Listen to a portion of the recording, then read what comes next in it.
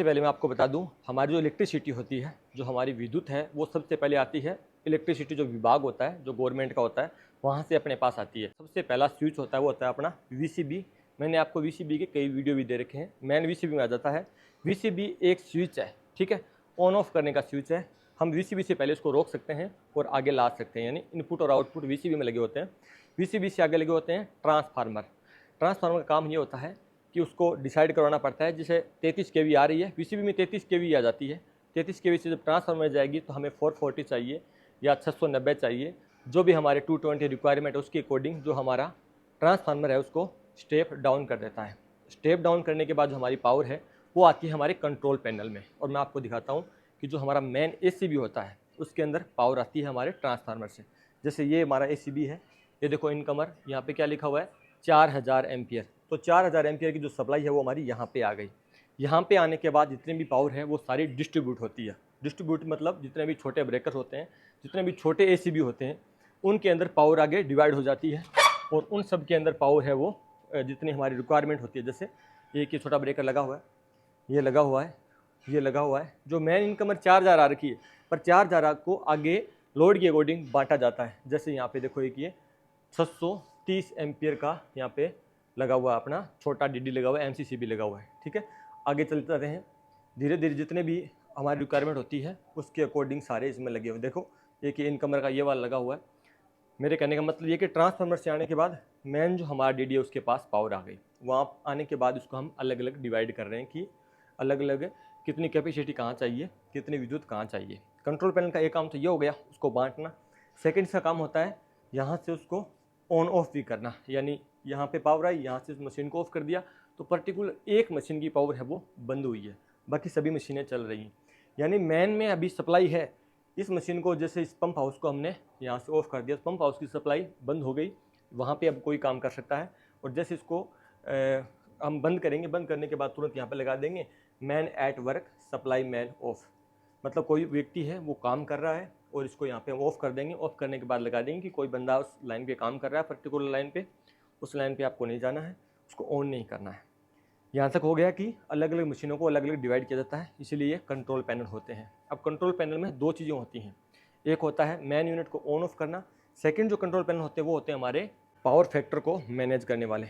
ये वाले जो पैनल हैं ये है हमारे पावर फैक्टर को मैनेज करने वाले। देखो मेन इनकमर है 1000 एम्पियर, इसमें अलग अलग कैपेसिटी के अलग अलग कैपेसिटर बैंक लगे हुए हैं। देखो कैपेसिटर बैंक इस बात से डिसाइड किया जाता है, मैं आपको खोल के दिखाता हूँ पहले।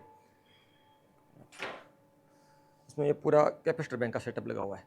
ऊपर की साइड है जो इंडक्टर है, चौक है, और नीचे की साइड है ये सारे कैपेसिटर बैंक लगे हुए हैं। कैपेसिटर बैंक इस बात से निर्धारित किया जाता है कि प्लांट का लोड कितना है। एक्चुअली देखो प्लांट का जो लोड होता है वो सारा इंडक्टिव होता है। इंडक्टिव का मतलब ये है कि सिर्फ मोटरें लगी होती हैं प्लांट में, आपको पता है इस बात का। और जो इलेक्ट्रिसिटी होती है ना, उसमें एक इंडक्टिव और कैपेसिटिव दोनों प्रकार का लोड चाहिए होता है।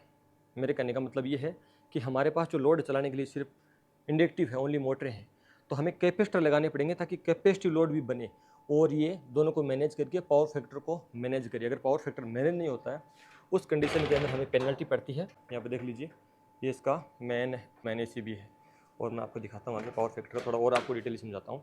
जैसे ये सभी पैनल हैं ये पावर फैक्टर के हैं, जितना लोड होता है उसके अकॉर्डिंग पावर फैक्टर लगाया जाता है। पावर फैक्टर को कैसे चेक किया जाता है, एक पर्टिकुलर टाइम के अंदर जैसे हमारे सब पावर फैक्टर हैं जो पिकअप कर रखे हैं उस कंडीशन के अंदर इसका करंट चेक कर लो। सभी का अगर किसी का करंट बहुत कम आ रहा है, कोई कैपेसिटर जो सबसे कम करंट ले रहा है, इसका मतलब उसका जो कैपेसिटर है वीक हो गया है, एक टाइम के बाद उसको चेंज कर दो। और ये सारा काम ऑटोमेटिक होता है। जो कंट्रोलर लगे हैं ऑटोमेटिक वाले, जैसे ये वाले लगे हैं यहाँ पे, तो ये प्रेजेंट टाइम के अंदर पूरा सिस्टम बंद है, इसीलिए मैं आपको डिटेल दिखा रहा हूँ। तो ये मैनेज करवा लेता है कि कितने कैपेसिटरों को पिक करवाना है और उसके अकॉर्डिंग पूरा लोड है वो चलता रहता है। चीज़ों को बिल्कुल बेसिक से दोबारा एक बार समझो। हमारे पास जो इलेक्ट्रिसिटी आती है, जो आपको पता है कि जो प्लांट होते हैं उसका जो बिजली का बिल आता है वो मंथली करोड़ों का आता है। जितना पूरा गांव कंज्यूम करता है उतनी एक कंपनी विद्युत है वो कंज्यूम कर लेती है। इसमें यूनिट होती हैं, मेन होता है अपना जो ग्रिड स्टेशन होते हैं वहाँ से पावर आती है वीसीबी में, वीसीबी से ट्रांसफार्मर से मैंने दिखाया आपको इनकमर आती है हमारे एसीबी में। उसके बाद ये अलग अलग डिवाइड हो जाती है अलग अलग मशीनों के लिए।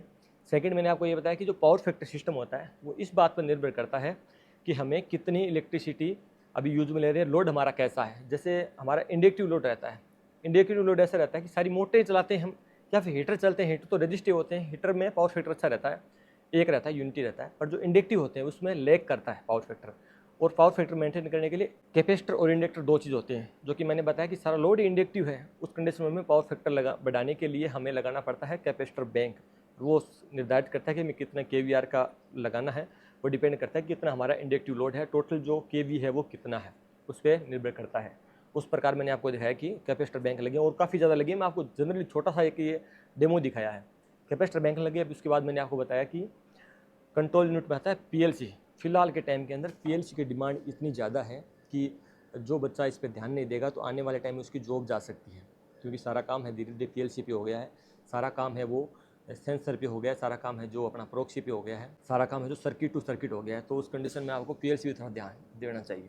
3 प्रकार के ऑब्जेक्ट के बाद ये जो इलेक्ट्रिसिटी है वो पूरी डिस्ट्रीब्यूट होती है और पूरी का हम सही से डिस्ट्रीब्यूशन कर पाते हैं। बाकी इस वीडियो में मैंने आपको सिर्फ बिल्कुल बेसिक बताया है, मैं आपके लिए एक डिटेल वीडियो लेके आता हूँ इन चीज़ों के लिए।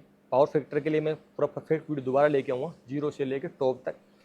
इंडक्टिव और कैपेसिटिव लोड का मैं लेके आऊँगा और कंट्रोल पैनल की और बारीकी से जितनी भी आपको समझना है वो मैं आपको नेक्स्ट वीडियो के अंदर दूँगा।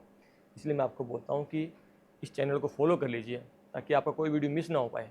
मैं वीडियो कंटिन्यू डालता रहता हूँ, पर देख वही पाता है जो मेरे को फॉलो कर रखा है, जो मुझे सब्सक्राइब कर रखा है। इसलिए मैं आपको बोलता हूँ टूक्षा टेक को सब्सक्राइब कीजिए, यूट्यूब पे देख रहे हैं तो, फेसबुक देख रहे हैं तो मुझे फॉलो कर लीजिए। चलो दोस्तों, मिलते हैं नेक्स्ट वीडियो में नेक्स्ट टाइम।